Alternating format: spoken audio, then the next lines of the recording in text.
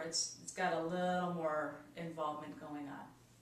Now, my favorite part of this whole thing that we're heading towards here is the finger swap. The bow, I like to have people take their bow.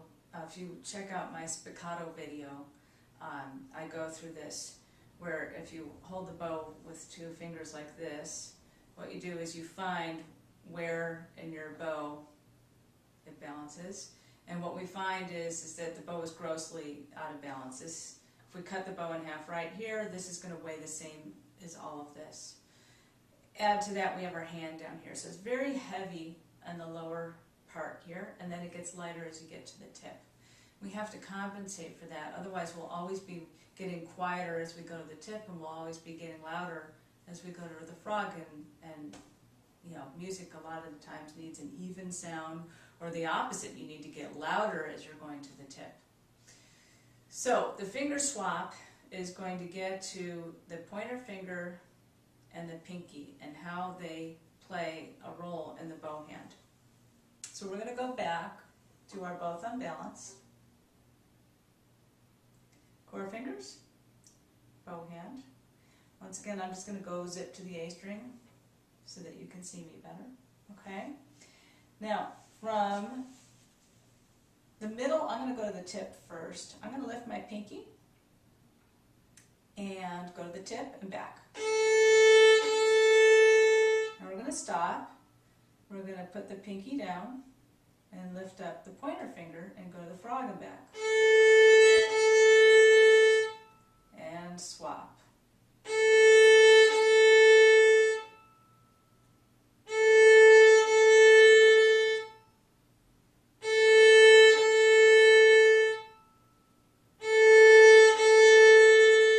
So let's go back to our seesaw idea, okay? So we have our fulcrum, we have our two nails, and the pinky and the pointer are the people sitting at the ends of the seesaw, okay? So as you go towards the tip, as you go up bow towards the frog, the pinky is on the bow, because if you take it off, it's going to make the other person slam down as if you jumped off the seesaw while they were way up high, okay? So the pinky is vital in the lower half of the bow, which is when we lift this finger, it really points out, really has you experience that this pinky is doing its job. Now, from here to the tip, the pinky isn't vital, and if you lift it, it really helps you notice how much this finger has contact as you get to the tip and back, okay? We have to increase weight as we go to the tip and back just to keep an even sound. So as you're doing this, the pointer finger is taking more weight into the pointer finger and back. So you're leaning in and back, okay? So I love the finger swap exercise. That really helps you experience how everything pulls together and how these fingers are constantly compensating as you're playing. You don't see it. It looks like your hand is just even, but boy, do you feel it when you practice this finger swap. I've added another way to practice the finger swap, which just kind of intensifies the experience a little bit more. In this case, we're not going to use the pinky at all. It's just going to be up in the air the whole time. And the ring finger is going to take the job of the pinky. So now the ring finger's in the air as I go to the tip. And now I'm going to put the ring finger down and lift up the pointer finger as I go to the frog.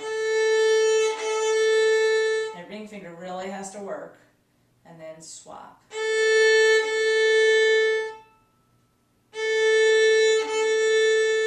Okay? Once again, all of this can be done against the wall.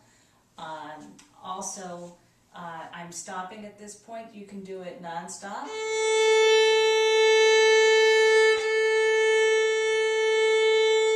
And then you can just leave your fingers on and play. And notice that even though they're on the bow the whole time, that they now have all of this movement going on. Okay? So anyways, I absolutely love these exercises. I think that they're very powerful. I've taught them for years. I first received them from Sharon Smith, a friend of mine who teaches violin. And she got them from a variety of sources, and then I've added a couple of my own little ideas to it. And I imagine as you use them, they'll morph and, just spread and, take on new life form. I teach a bow arm boot camp, which is a really fun class to teach, and this is a big part of that course that we go through this every single day, as well as all sorts of other bowing concepts and things that I teach in the bow arm boot camp. So this is called the bow arm warm-up exercises. You'll be able to find the worksheet for this on the blog, and you'll be able to download it. And thank you for visiting, and as always, happy